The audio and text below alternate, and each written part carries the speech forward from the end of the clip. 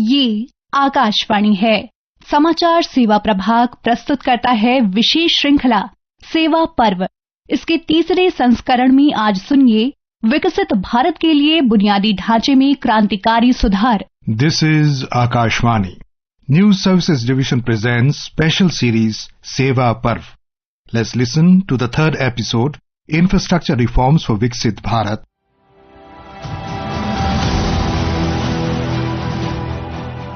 आज देश में बहुत तेजी से मेगा प्रोजेक्ट पर काम हो रहा है।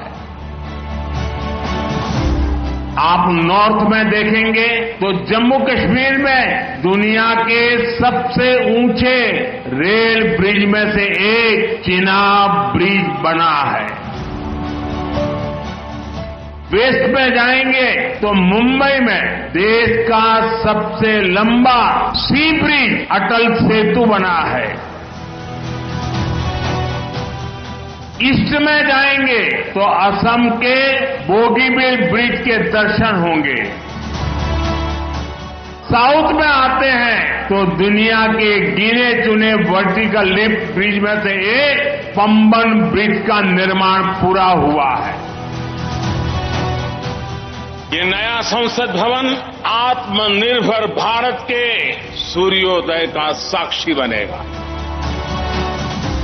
ये विश्व को भारत के दृढ़ संकल्प का संदेश देता हमारे लोकतंत्र का मंदिर। देश में आधुनिक इंफ्रास्ट्रक्चर निर्माण का महायज्ञ चल रहा है।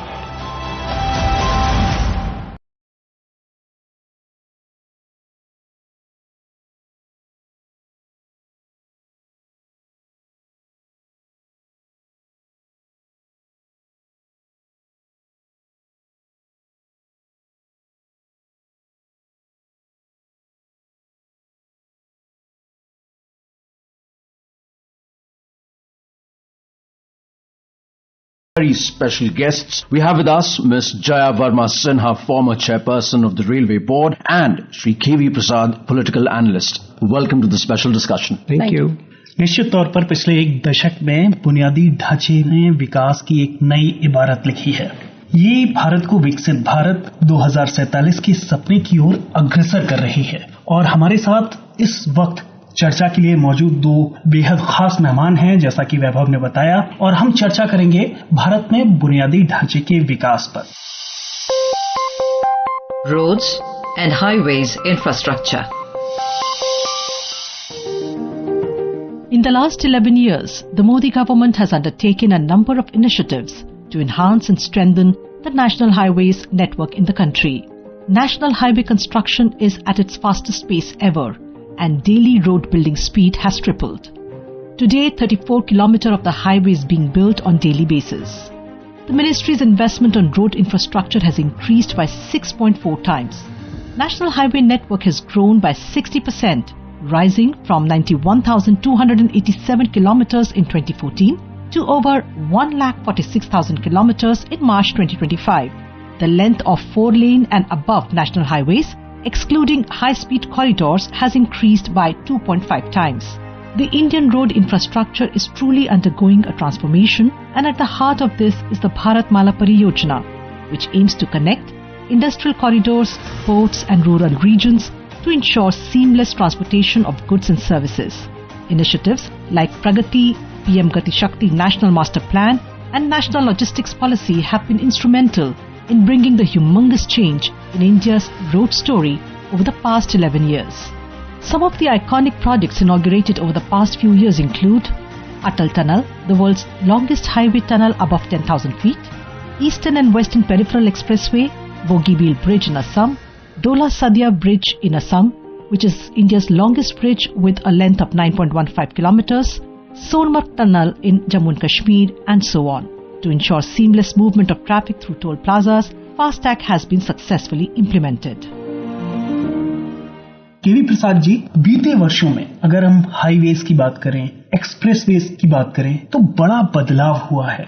इस बदलाव को किस तरीके से देखते हैं आप? जी, ये बहुत महत्वपूर्ण है, क्योंकि जैसे आपने शुरुआत में बात रखी कि 2047 एक विकसित भारत का जो परिकल्पना है, उस अगर आप देखें तो 2 दशक के लगभग हमारे पास कार्यकाल है, जिसमें कि आपको विकसित भारत के मुकाम पे पहुंचना है। तो ऐसे में बुनियादी जो ढांचा है, खासकर सड़क, बहुत महत्वपूर्ण है। अगर आपको एक उदाहरण दूं, सन 2000 के आसपास जब प्रधानमंत्री अटल बिहारी वाजपेयी जी की सरकार थी, तो उन्होंने भारत जोड़ो एक स्वर्णिम चतुर्भुज का क्वाड्रिलेटरल, उन्होंने कहा था कि सड़कें नहीं हैं हमारे देश में जो चारों कोनों को जोड़ सके। तो वो जब परिकल्पना की थी तो काफी उस पर बहस भी हुई थी, लेकिन कई राज्यों में जहां नीतिगत सुधार बहुत जल्दी कार्यान्वित हुआ, आंध्र प्रदेश में काफी तेजी से विकास हुआ और लोगों ने ये बात स्वीकारा कि आवागमन के लिए न सिर्फ यात्रियों के लिए बल्कि सामान, माल ढुलाई, सब कुछ। और चूंकि भारत में एक तरह से कंपटीशन था कि पहले सिर्फ रेलवेज ही फ्रेट का मेन जो डेडिकेटेड कॉरिडोर होता था जो हमारे पास, उस साधन के साथ कंपटीशन में अगर उतरा तो रोड ट्रांसपोर्ट को माना गया। और आज रेलवे और दोनों के बीच में एक प्रतिस्पर्धा है जो कि विकास की गति को दिखाता है। Ms. Jaya Varma Sinha, former chairperson of the Railway Board. Ma'am, you have been at the forefront leading an organization which is one of the biggest in the world, one of the largest employers. It is truly one of the main factors of the backbone of India becoming a superpower by 2047. What are your views on the transformative journey which India's infrastructure has gone through, the roadways, the highways, of course, and the railways? We understand that a country's development hinges on its logistics sector in a very big way. And whether it is transporting people or whether it is transporting goods, it is the requirement of the country that it is done in an economical and an efficient manner. And so the synergy between all the sectors that are involved in transport, which is roadways, railways, airways, waterways, everything it requires to be interconnected, to be having seamless multimodal interconnectivity, and they should be ready to meet the capacity requirement of a growing country, of a country which is aspiring to be a Viksit nation by 2047. And so for that, the logistics sector is extremely crucial, and that is why if we talk specifically of the railway sector, there has been an unprecedented growth and the capacity building is going on at an unprecedented scale. And if we just sum it up in one small little way, we can say that we are adding the network of a small country every year. Jaya जी, इसी पर आगे बढ़ते हुए multi modal connectivity की जैसे कि आपने बात की, मल्टी मॉडल कनेक्टिविटी का उदाहरण हमारे पास साबरमती में मल्टी मॉडल हब बन चुका है। वो किस तरीके से नजीर बनता है और आगे विकसित भारत की दिशा में इस तरीके के स्टेशन हमें कितना आगे बढ़ाते हैं, हमारी रफ्तार को कितना आगे बढ़ाते हैं? ये बहुत ही इम्पोर्टेंट सवाल है, क्योंकि जो भी हमारे पैसेंजर हैं वो जाहिर है कई मोड इस्तेमाल करते हैं। अपने घर से नॉर्मली हर व्यक्ति किसी रोड से एक स्टेशन तक पहुंचता है, या मेट्रो से स्टेशन तक पहुंचता है, या बस से स्टेशन तक पहुंचता है। उसके बाद स्टेशन से किसी और स्टेशन डेस्टिनेशन पर पहुंचता है। उसके बाद फिर कुछ एक और छोटा सेगमेंट रोड से जाता है। तो ये सारा जितना चेंज ओवर है इन बिटवीन मोड्स उनके एक पूरी यात्रा के लिए, वो जितना सुगम हो वो उनके लिए उतना ही इम्पोर्टेंट है। इसलिए जो भी अब स्टेशन डेवलपमेंट हो रहे हैं, रीडेवलपमेंट हो रहा है, अमृत भारत स्टेशन के तहत एक स्कीम है जिसमें कि भारतीय रेल के जितने भी स्टेशंस हैं जो कि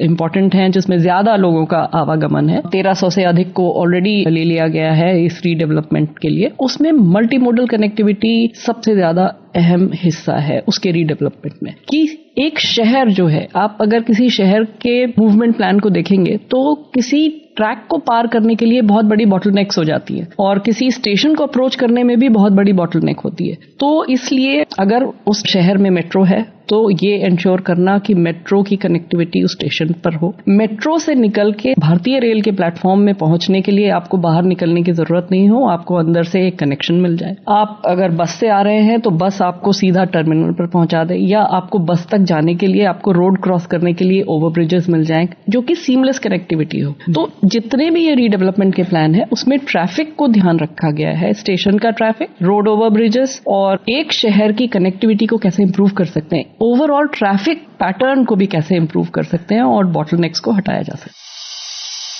है। इंफ्रास्ट्रक्चर यानी लोगों के जीवन में आसानी, इंफ्रास्ट्रक्चर यानी व्यापार कारोबार में आसानी, इंफ्रास्ट्रक्चर यानी रोजगार के लाखों नए अवसरों का निर्माण और इंफ्रास्ट्रक्चर यानी तेज विकास. Railways and freight corridors. Indian Railways has continued its transformative journey, marking a new era of modernization and progress. Railways budget has increased by more than 9 times since 2014. The Railways have introduced world-class trains such as Vande Bharat, Amrit Bharat and Namo Bharat Rapid Rail. 152 Vande Bharat services are currently operational in the country. Amrit Bharat Station Scheme has been launched to modernize railway stations across the country, enhancing passenger amenities and multimodal connectivity. Over 31,000 kilometers of new tracks have been laid since 2014. Over 45,000 kilometers of tracks have been renewed since 2014. Indian Railways is moving towards achieving 100% electrification of the tracks by the end of this year. Presently, over 98% of the broad gauge network has been electrified. 100% LED lights have been installed at railway stations. Indian Railways is replacing its fleet with more safe and secure LHB coaches.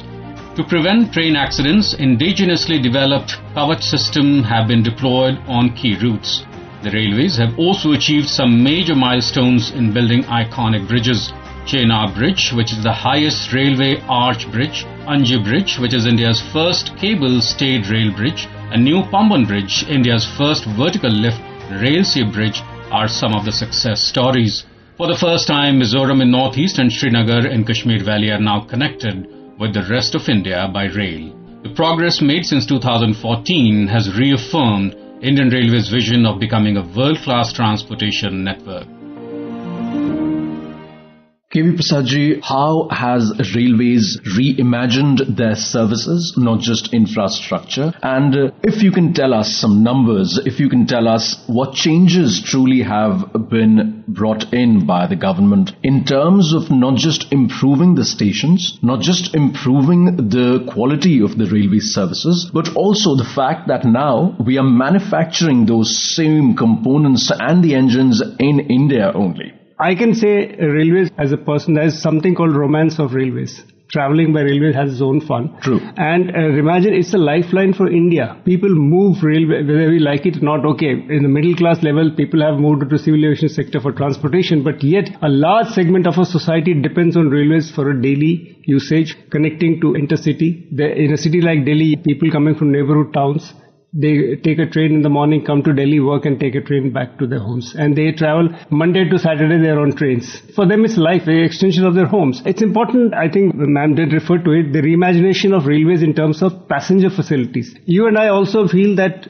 okay, I'm a paying passenger, I should get a better benefit. Value for money is what people look for. It's no longer just quality of service is important, because all of us want to say, okay, if I'm paying for a facility, I should get that facility. And Railways also does realize that it has a mix of passengers. The passengers who come, mix of users. People who are willing to pay a high end. At the same time, there are people who come from a very, very ordinary segment who cannot afford those. They just use it for basic transport. So it has to cater on a daily basis. Imagine on a daily basis to a large component and large segment of our society, which I think is really a humongous task. Ma'am, I'll redirect the question to you. How has Railways contributed to India's dream of becoming a superpower?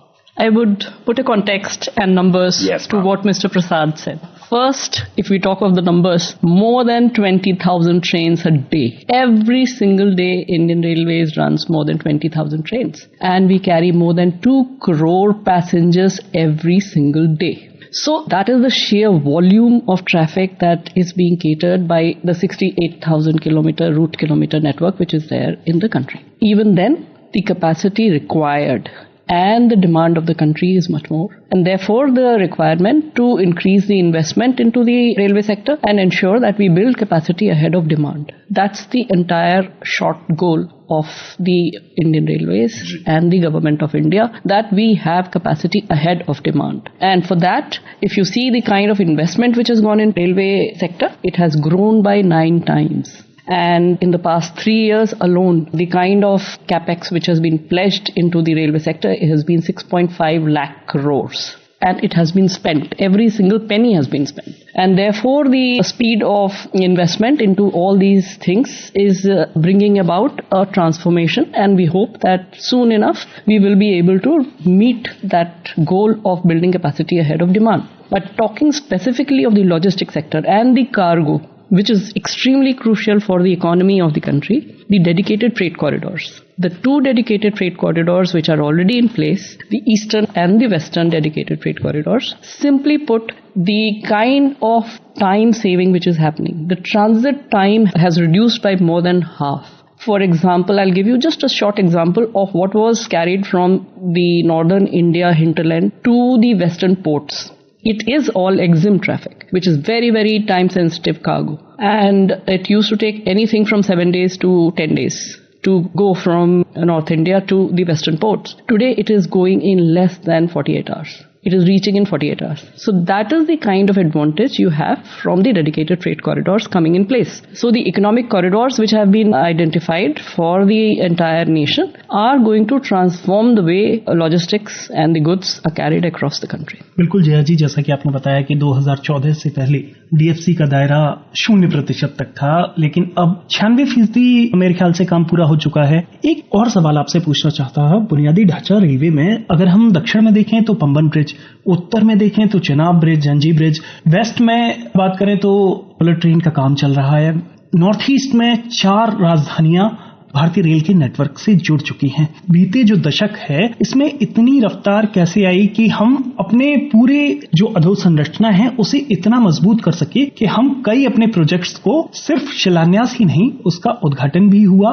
और उस पर अमल भी हो रहा है। ये government of India का prime focus है कि अगर हम कुछ भी कर रहे हैं तो हमारा कमिटमेंट है कि टाइम ओवररन को बचाना है और जो प्रोजेक्ट है उसको अपने कंप्लीशन तक हर हालत में पहुंचाना है। उसी का नतीजा आप लोग देख रहे हैं कि जितनी भी परेशानियां आती हैं किसी भी प्रोजेक्ट के इम्प्लीमेंटेशन में, बहुत से अवरोध आते हैं रास्ते में, बहुत से लैंड रिलेटेड डिस्प्यूट होते हैं। अगर हम कश्मीर की बात करें तो बहुत से जियोलॉजिकल चैलेंजेस होते हैं, पैसे की जरूरत होती है। तो ये इस तरह के जितने भी अवरोध एक प्रोजेक्ट के कंप्लीशन के लिए आते हैं वो गवर्नमेंट ने एक फोकस तरीके से उसको एड्रेस किया है। और ये सिर्फ रेलवे सेक्टर के लिए नहीं है, ये रोड के लिए भी है, एयरपोर्ट के लिए भी है, वाटरवेज के लिए भी है, हर तरह के लॉजिस्टिक सेक्टर के लिए है, अर्बन डेवलपमेंट के लिए है। सारा जो इंटीग्रेशन एक डेवलपमेंट का है, प्रोजेक्ट मॉनिटरिंग है, ये बहुत ही हाईएस्ट लेवल तक होती है। प्रधानमंत्री खुद भी प्रगति नाम की एक मीटिंग होती है जिसमें कि ये सारे इंपॉर्टेंट क्रिटिकल प्रोजेक्ट्स जो हैं, जितनी भी कंसर्न मिनिस्ट्रीज हैं, जितने भी कंसर्न स्टेट्स हैं, उनके चीफ सेक्रेटरीज को साथ में लेके प्रधानमंत्री खुद रिव्यू करते हैं।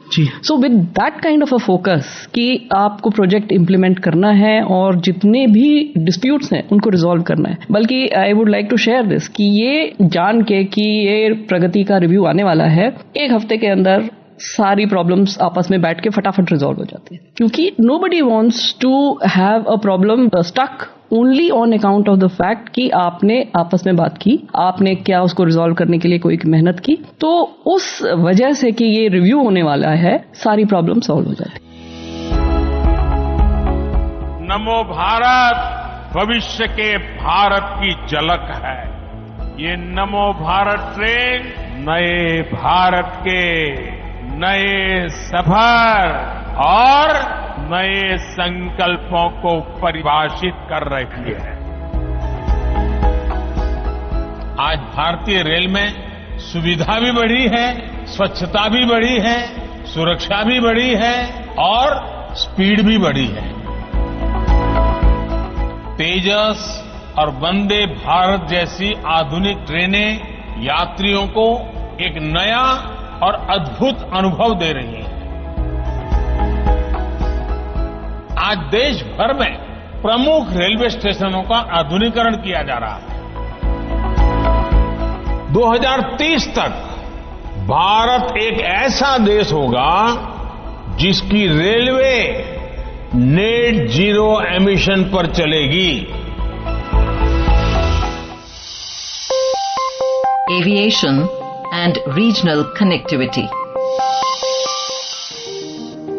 India's aviation sector has been soaring to new heights, recording unprecedented growth on the back of rising demand and proactive government policies. Over the last 11 years, the government has placed special emphasis on making air travel more accessible to the common citizen through regional connectivity and large-scale infrastructure. The number of operational airports has grown remarkably from just 74 in 2014 to 160 by March 2025, creating an extensive network. The domestic air passenger traffic more than doubled to 22 crore in 2024. The country set a new record when over 5 lakh passengers took to the skies in a single day. A cornerstone of this progress has been the regional connectivity scheme UDAN, that is, Ude Desh Ka Aam Nagrik. Since its launch in October 2016, UDAN has successfully operationalized 625 routes and connected 88 airports, enabling millions of first-time flyers to access affordable air travel. Services like DigiYatra, which facilitate paperless and contactless processing of passengers using facial recognition technology, have eased the air travel experience in India. The sector also witnessed a landmark regulatory reform with the enactment of the Bharatiya Vayuyan Adhiniyam 2024, which replaced the colonial-era Aircraft Act of 1934. Together, these developments underline India's ambition to build a world-class aviation sector that is inclusive, future-ready and integral to the vision of the Viksit Bharat by 2047. हम बात करेंगे regional connectivity के बारे में, उड़ान योजना के बारे में, क्योंकि आज से अगर एक दशक पहले की हम बात करें तो सीमित एयरपोर्ट की संख्या थी। आज देश में 2014 के मुकाबले कई गुना एयरपोर्ट्स हो चुके हैं। तो केवी प्रसाद जी, आपसे ही शुरू करते हैं। उड़ान जैसी योजना नागरिक उड्डयन के मामले में कितना विस्तार मिला है, एयर कनेक्टिविटी कितनी मजबूत हुई है बीते एक दशक में? जैसे आपने कहा कि दशक में 2014 के लगभग करीब 70 के आसपास हमारे देश में एयरपोर्ट्स थे, तो करीब 160 के आसपास कहते हैं पहुंच गई है। कुछ एयरफील्ड्स जो है जो एक्टिवेट की गई हैं, जो कि अंडर यूटिलाइज थे, कैपेसिटी कम थी लेकिन अंडर यूटिलाइज भी थे या बिल्कुल अनयूटिलाइज थे। जैसे दिल्ली के पास ही आप देखिए एक हिंडन एयरपोर्ट डेवलप हुआ है जहां से आप उड़ान की ज्यादा फैसिलिटीज हैं, और आज की तारीख में कई बड़ी शहरों की भी कनेक्टिविटी दी गई है। और वो ना सिर्फ तीसरा जब जेवर का एयरपोर्ट आएगा वो तो बहुत बड़ा एयरपोर्ट है, लेकिन दिल्ली का एक तो जो दिल्ली के ऊपर प्रेशर था वो ईज करेगा और आसपास के लोगों को भी समस्या कम होगी। उड़ान की जो परिकल्पना की गई वो कहते हैं कि करीब 3.5 करोड़ पैसेंजर्स ने इसका अब भी लाभ लिया है, क्योंकि कम पैसों पे, और जैसे प्रधानमंत्री जी ने कहा जी हवाई चप्पल पहनने वाले भी हवाई जहाज में सफर कर सकते हैं। हवाई चप्पल का समस्या की बिल्कुल साधारण व्यक्ति जो कि जिंदगी में शायद पहली बार ही हवाई जहाज की ओर बढ़े, और ऐसे कई सारे लोगों ने किस्से कहानियां साझा की हैं सोशल मीडिया में, अगर कभी देखें तो। केवी Prasad ji, what do you feel have been the changes in the policy framework, in the administrative segments? How all these changes on the ground were possible? Well, I think the first change I recall was in the 90s when we opened up our economy. And I remember when the first time there was a very famous statement by the then civil aviation minister. There was a major problem with Air India or Indian Airlines, which were a public sector undertaking at that point of time. So the minister was asked this question, what are you doing to solve this issue?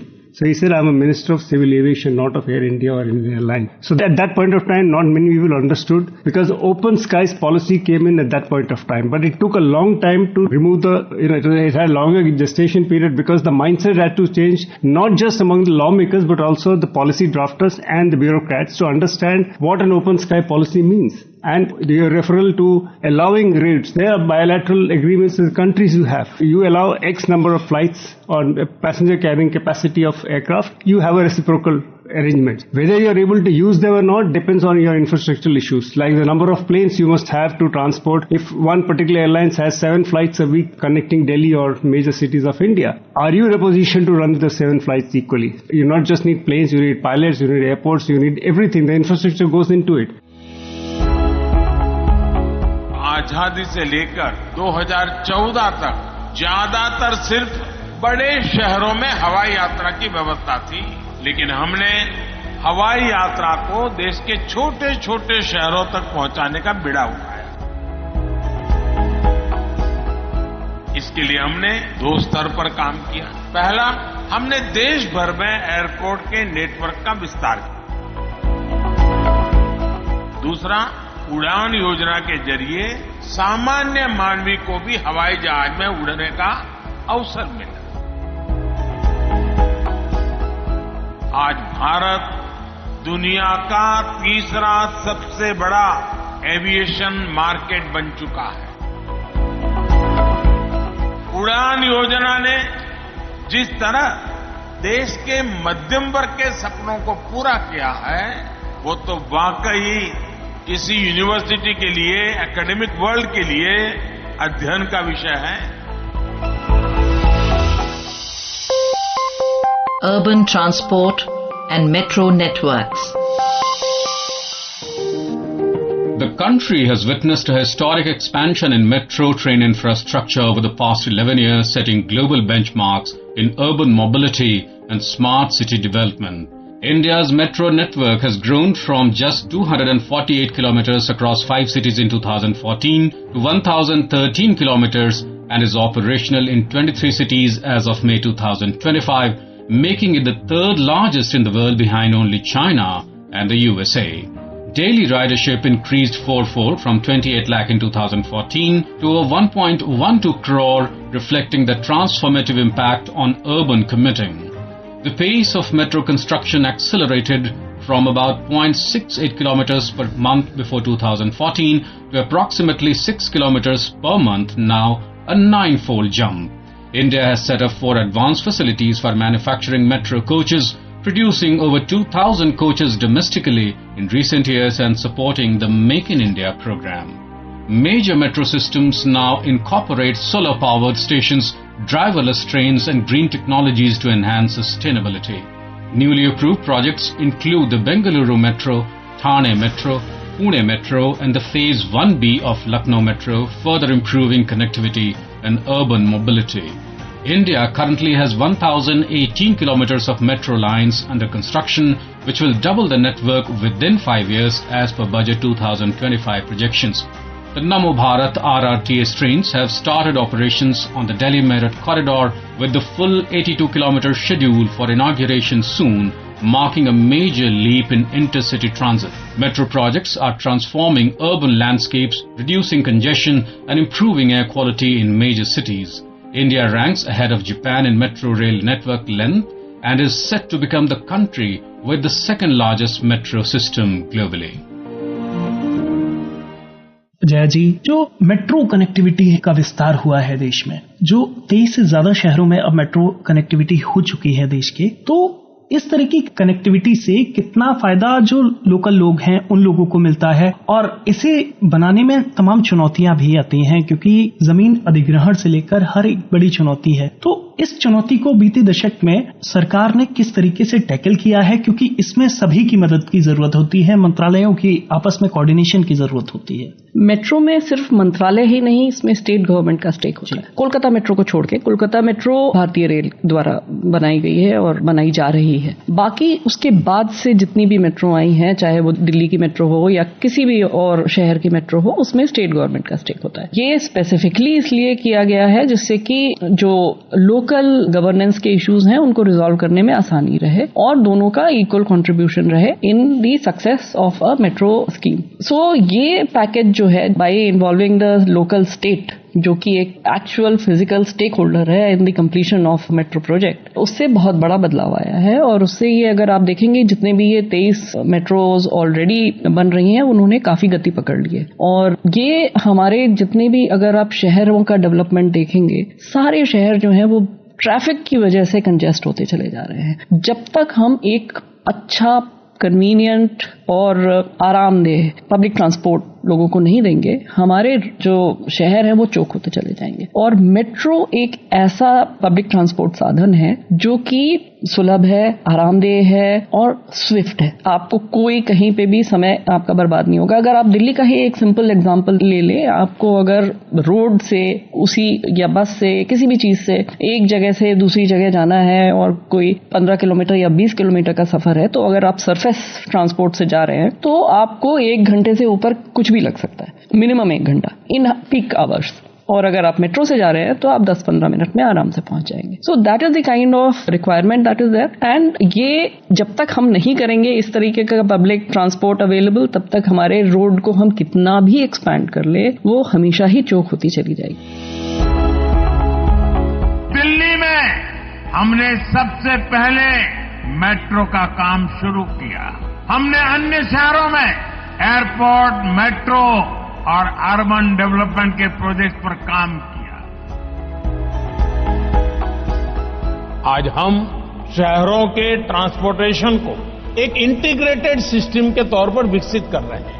यानी बस, metro, rail सब अपने अपने हिसाब से नहीं दौड़े, बल्कि एक सामूहिक व्यवस्था के तौर पर काम करें। Institutional reforms. Wherein we discuss schemes like Pragati, wherein we discuss schemes like Gati Shakti and the National Logistics Policy, where we know that we're not just resolving disputes amongst the ministries or departments, but we're also making sure that there is a smooth connection between all the various factors in a whole transport segment or a transport industry. How has that come across? The Pradhan Mantri Gati Shakti concept is a very crucial concept in ensuring that we develop the kind of transport network that the country requires in a seamless, integrated manner. And the PM Gati Shakti portal is using the satellite imagery to generate a virtual map of the network of the country, and by this I don't just mean roads, railways, waterways, or some major airports. It talks of everything from forest cover to your local village roads, from your streams, from your topology, from the kind of soil that is there, etc., etc. It has more than 100 layers of details in which you can sit on your desktop and chalk out a plan for a new railway line, even where is a mine, where is a consumption center, where is a production center, and you can literally work out a tentative plan for the railway alignment or a road alignment, and after that you do a physical survey. So it saves time in even the planning of a new network. So with this kind of an integration, right from the planning stage to the implementation stage, the entire gamut of the life cycle of a project is covered. जी जया जी, बिल्कुल। केवी प्रसाद जी, निश्चित तौर पर विकास की रफ्तार बढ़ी है, लेकिन अगर संक्षेप में आपसे जानना चाहें, प्रशासनिक सुधार की बात करें, एडमिनिस्ट्रेटिव रिफॉर्म हुए, इंस्टीट्यूशनल रिफॉर्म हुए हैं, ये कितना सहायक होते हैं किसी भी जो हाशिए पर रहे लोग हैं उनको मुख्य धारा में लाने के लिए, उनके लिए सुविधाएं मुहैया कराने के लिए? कितना बीते दशक में आप संतुष्ट हैं उस इंस्टीट्यूशनल रिफॉर्म से? देखिए, सबसे बड़ी बात जो है, एक तो जो यहाँ प्रगति और गति शक्ति की जो बात हुई है वो इसीलिए है कि लोगों को अंतिम छोर में जो खड़े हैं उनको वो सुविधा मिले जो अग्रिम छोर में खड़े, और उसी क्वालिटी की सर्विस मिले। दोनों में अंतर है, एक तो सर्विस मिलना और उसी क्वालिटी सर्विस मिलना। तो सफर अभी लंबा है, मैं ही नहीं कह रहा वहां पहुंच गए हैं, लेकिन उस दिशा पे चले हैं। हम इंफ्रास्ट्रक्चर निर्माण को देश की इकोनॉमी का ड्राइविंग फोर्स मानते हैं। इसी रास्ते पर चलते हुए भारत 2047 तक विकसित भारत होने का लक्ष्य को प्राप्त करेगा। अब हमें अपनी गति और बढ़ानी है, अब हमें टॉप गियर में चलना है। We truly hope that India as a nation, the Vishwaguru and the leader it is, rises to the occasion, becomes the superpower that it is meant to be by 2047. It goes from strength to strength, developing the lives of each and every individual and paving the way for a better world for the whole of the globe that we live in. Thank you so much. विशेष श्रृंखला सेवा पर्व के तीसरे संस्करण में आप सुन रहे थे विकसित भारत के लिए बुनियादी ढांचे में क्रांतिकारी सुधार। इसमें भाग ले रहे थे राजनीतिक विश्लेषक केवी प्रसाद और रेलवे बोर्ड की पूर्व अध्यक्ष जया वर्मा सिन्हा। कार्यक्रम का संचालन कर रहे थे नव विक्रम सिंह और वैभव जे श्रीवास्तव। ये कार्यक्रम आकाशवाणी के समाचार सेवा प्रभाग द्वारा प्रस्तुत किया गया। You were listening to the third episode of the special series Seva Parv, Infrastructure Reforms for Viksit Bharat. The participants were K.V. Prasad, political analyst, and Jaya Verma Sinha, former chairperson, Railway Board. Moderators were Vaibhav J. Srivastav and Nav Vikram Singh. This program was produced and presented by the News Services Division of Akashvani.